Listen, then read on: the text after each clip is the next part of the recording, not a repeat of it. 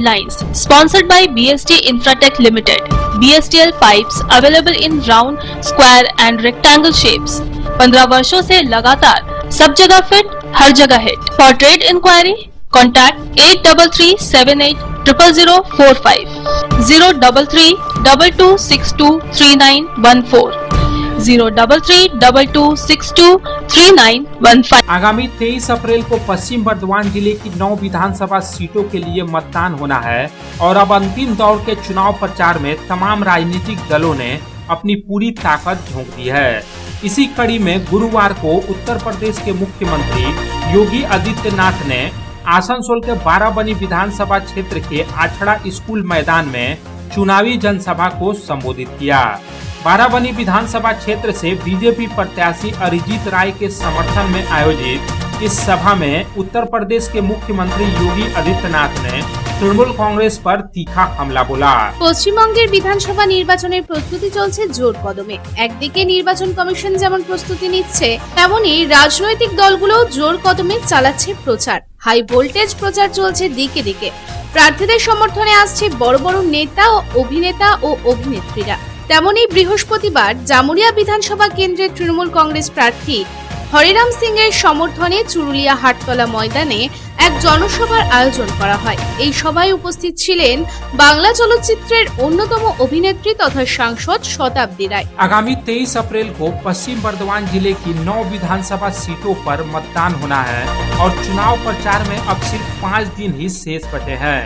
इसके बावजूद आसनसोल लोकसभा सीट से तृणमूल कांग्रेस सांसद और मशहूर अभिनेता शत्रुघ्न सिन्हा अब तक चुनाव प्रचार से गायब हैं। विधानसभा चुनाव के प्रचार अभियान में सांसद शत्रुघ्न सिन्हा की अनुपस्थिति ने चर्चाओं का बाजार गर्म कर दिया है और राजनीतिक गलियारों में कई तरह की अटकलें लगाई जा रही हैं। सबसे बड़ा सवाल यह है कि सांसद शत्रुघ्न सिन्हा अब तक विधानसभा चुनाव के प्रचार अभियान से गायब क्यों हैं?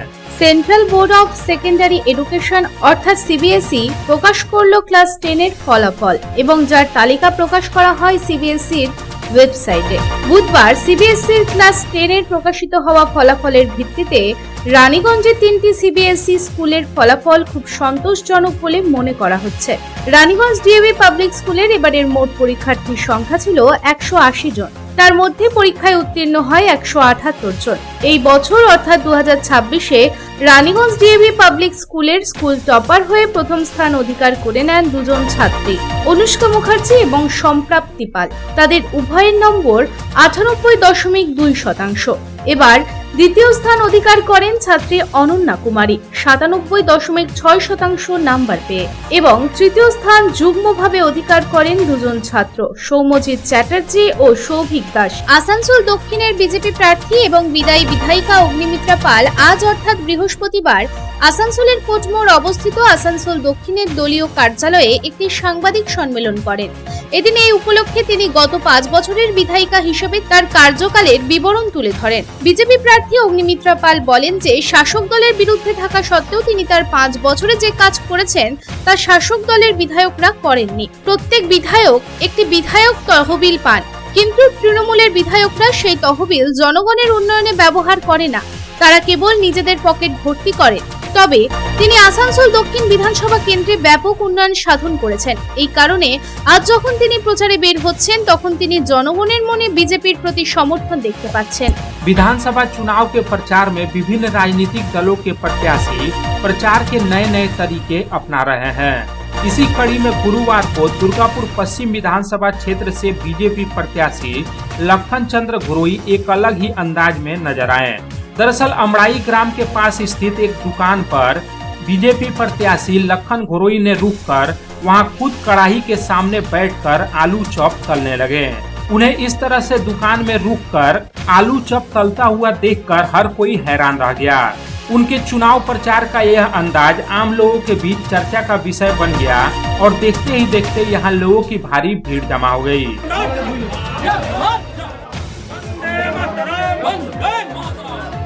বিধানসভা নির্বাচনের দিন যত এগিয়ে আসছে জামুরিয়ায় রাজনৈতিক প্রচার ততই তুঙ্গে উঠেছে। একদিকে বৈশাখ মাসের উত্তপ্ত গরম যেমন বাড়ছে, তেমনই বাড়ছে রাজনৈতিক প্রচারের গরম।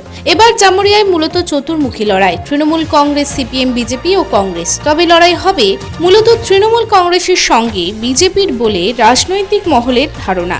নির্বাচনে কোন দল জয়ী হবে তা এখনই স্পষ্ট নয়। মানুষ এ ব্যাপারে মুখ খুলতেও নারাজ। তবুও কিছু সাধারণ মানুষ, চিকিৎসক, বুদ্ধিজীবী, ব্যবসায়ীদের মতামত জানার পর মনে হয়েছে জোড়াফুল শিবিরের সঙ্গে পদ্মফুল শিবিরের জোর লড়াই হবে। चुनाव आयोग ने विधानसभा चुनाव के पहले चरण के मतदान से पहले वोटर इंफॉर्मेशन स्लिप वितरण की समय सीमा निर्धारित कर दी है।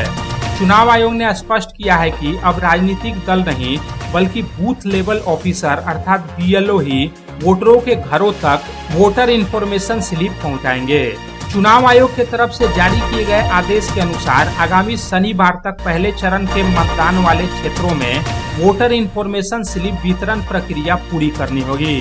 चुनाव आयोग का लक्ष्य यह सुनिश्चित करना है कि वोटिंग की तारीख से कम 5 दिन पहले प्रत्येक वोटर के हाथ में उसकी सूचना पर्ची हो।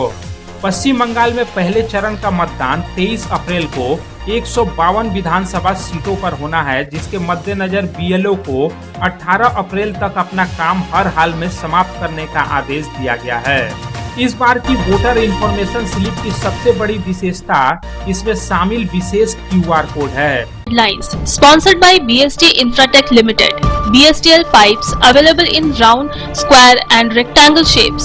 15 वर्षों से लगातार सब जगह फिट, हर जगह hit. For trade inquiry, contact 8337800045, 03322623914, 03322623915.